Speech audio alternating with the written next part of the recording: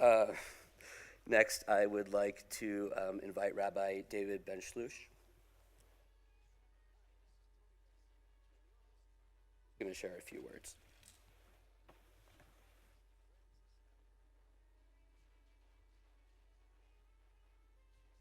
Thank you, David, for inviting me here this evening. I'm truly moved by the various different ideas, thoughts, and feelings that have emerged from this podium. Allow me to begin with a quote. Freedom, as I see it, is the essence of life. The words of Menachem Begin on August 27th, 1950, cannot be said any more vividly.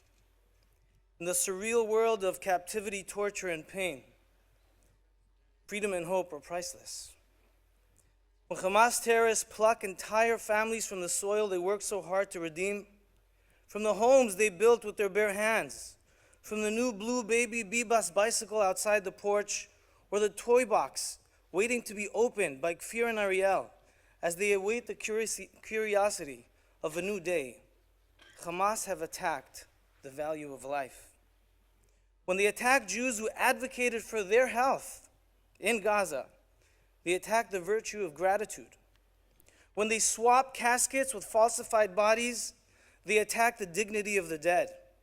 When they create propaganda using innocent men, women, children, and babies, they attack the virtues of respect.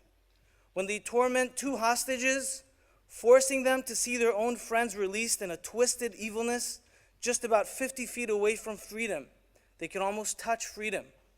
They attack the value of hope. Am Yisrael will never be the same, unfortunately, at this time. We cannot go back in time and correct these painful events, but there is something else that can happen.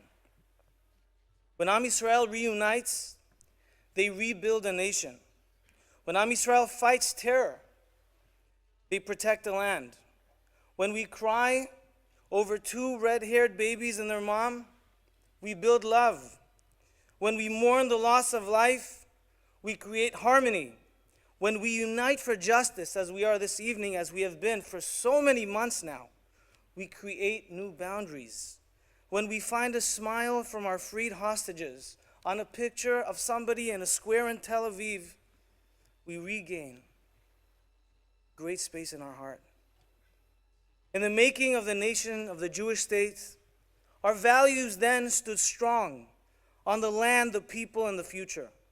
We rolled up our sleeves in kibbutzim and wars of liberation and financial hardships and transient uncertainty, but we were together. We were one. In the words of Livnat Yefet, aged on a baby Bibas painted bomb shelter in Tel Aviv, I'll say it in Hebrew, then translate. איך בכלל התווכחנו אם אנחנו אחים או לא, כשהלבבות של כולנו נשברו ביחד. And the translation, in my loose translation, how did we ever argue if we are brothers or not when our hearts were broken as one? In Nir Oz, a space of life and giving, of planting and of future, the people there settled and built our land. They worked in the heat and cold in a quiet space that most people knew very little of until October 7th. And now we see their greatness. Now we learn their spirit. Hamas took thousands of lives and injured thousands of souls, deprived us of 506 days of serenity, attacked our core systems, but they only found that we are still united as one. We remain loyal to our land. They found that we maintain a deep seat of trust in our future. They found that we will never let go of anything. Shiri Bibas, I heard about you. They said you were nothing like the pictures. They said you were the joy of the kibbutz. They said that your friend would gather at your home every evening to connect, to unwind, to vent, to smile, to be present with you. Shiri Bibas, you held on to your babies, Ariel and Kfir, so tight. Your arms of love and strength. Shiri, you have taught us to hold on, to protect and nurture, to hold it together, even in times of uncertainty. Shiri, you were taken from us. Shiri, you are a holy soul.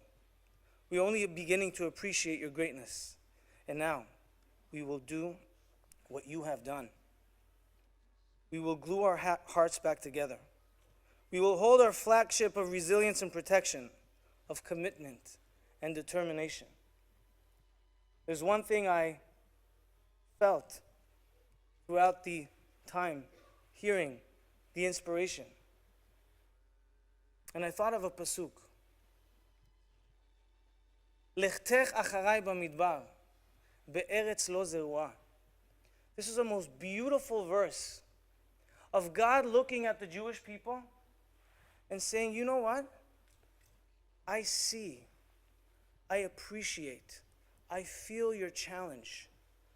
I testify to your emotional challenges. You have walked in unharvested land. You walked after me when it was difficult. You believed in me. You held on to me. You didn't let go. You didn't give up.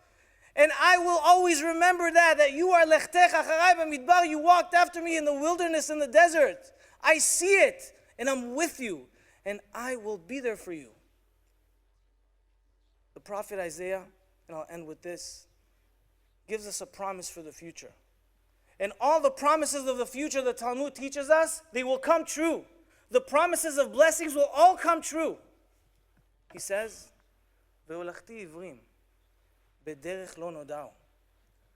Those that cannot see, whether physically or emotionally, I will hold their hand. I will hold your hand. When you have a trajectory of a time where you don't know how it is you're going to get there, I will hold your hand. And tonight, when I see the Bibas babies and Oded Lifshitz, you made it on stage. Hamas thought that they were going to wipe you out.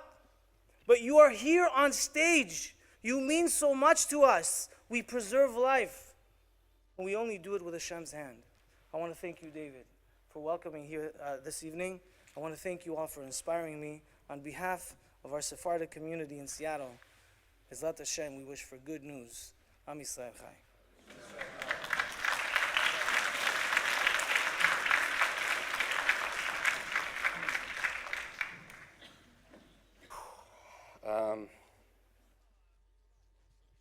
Okay, it's a hard act to follow, but